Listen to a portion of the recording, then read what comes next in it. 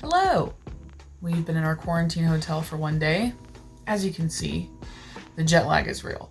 But don't worry, we're clean. Kyle, feel free to pop in every once in a while.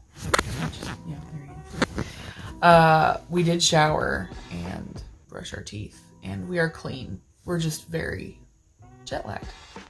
It's like being hit by a truck, so there you go. I just wanted to kind of give you a brief overview of what our process was from airport to hotel. And then I think what we'll do going forward is just feature kind of what we're having to do in our quarantine hotel and just kind of feature that in a video each day. Because it's a lot more detailed than I realized, but we'll get in the groove of it, I'm sure. So, just to give you the scoop, here's what happened. When we arrived to Taipei, we got off the plane. We got off the plane. What did we do next? See, jet lag brain. We took the green card saying that we don't come from a swine flu. A country that has issues with swine flu right now. And then we were directed to a line where when we checked in Chicago, there was a QR code thing we had to fill out at the counter to register all our quarantine stuff. So we got in line, they looked at our phones, we went through a couple other little stations, and mind you, the airplane was probably not even half full. It was very empty airport, very, very empty flight. Well, we did land at 3:30 in the morning. We did land at 3:30 in the morning, but it was very clear that not a lot of people are traveling right now. And that made it nice because there weren't a ton of people getting up and using the bathroom, and there was a lot of space, and so that was pretty cool. And we got through customs, and that's when everything kind of started. So we got to our luggage. They had already sprayed down all of our luggage, and they'd sprayed on the belt that the luggage was on, so everything was soaking wet, which is fine.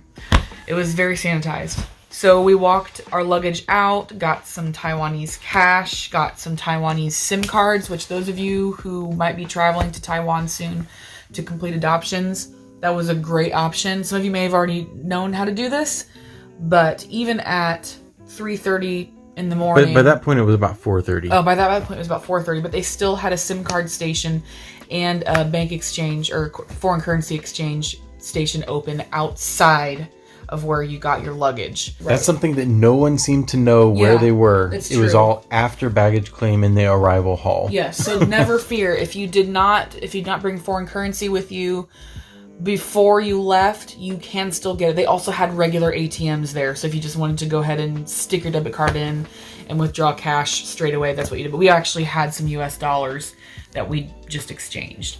So those resources, see, jet lag brain, resources are available to you. That was a big question for us. And also being able to get a Taiwanese SIM card where we weren't having to pay astronomical domestic rates. Super easy. So we got to the taxi queue, and what happened there is we filled out a form of where we were going, where we were staying. They sprayed down our luggage again. They sprayed us down, front, back, bottoms of shoes, palms of hands, backs of hands. And they handed the form to the taxi driver, and you cannot, here's another big question that was answered, You cannot call Ubers. You cannot ride the MRT. You can only get in an airport taxi. Or a personal, like if someone's picking you up and taking you. Yeah. If you live there already, you're a dual citizen, or you have family there, or whatever. But if you're going like us to a quarantine hotel, you jump right straight into a taxi. He loaded up our luggage. We jumped in the car. This is another cool thing. If your taxi ride is more than 1,000 Taiwan new dollar, they don't charge you anything else. I think ours ended up being like $13.85. We only paid 1,000. For those of you who don't know exchange rates right now, it's about $35. Not bad. So it took us to the basement of our hotel, and we are staying in the Marriott Aloft Taipei Beito, where there was a guy waiting for us. He loaded us into... He checked our temperatures first. And by the way, just be prepared to get your temperature checked all along the way. Everywhere. Whether it's by the little forehead thing or some sort of infrared sensor that you walk underneath, you're going to have your temperature checked a lot. So we got to the elevator in the basement of the hotel. He pushed the button for us, told us what our room number was, and that our door was already unlocked and open. And so we just went up to our room.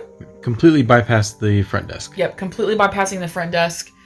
So we got settled into our hotel, started unpacking some things, and you'll see on this video, I did a little walkthrough of our hotel. But we had some other little things we had to go through to get ourselves established with the Foreign Affairs Police, so the government and all that kind of stuff, but I'll feature those in a different video. So yeah, if any of you guys have questions, shoot me a Facebook message, shoot me a message or a comment here on YouTube or wherever. I'd love to answer them if I can. Got nothing but time. We've got nothing but time. So it's now, I think, almost 9 o'clock Central. No, see, jet lag brain. What time is it? Local time. And so I'm going to go to bed. Anyway, I hope you guys enjoy these, and we'll see you next time.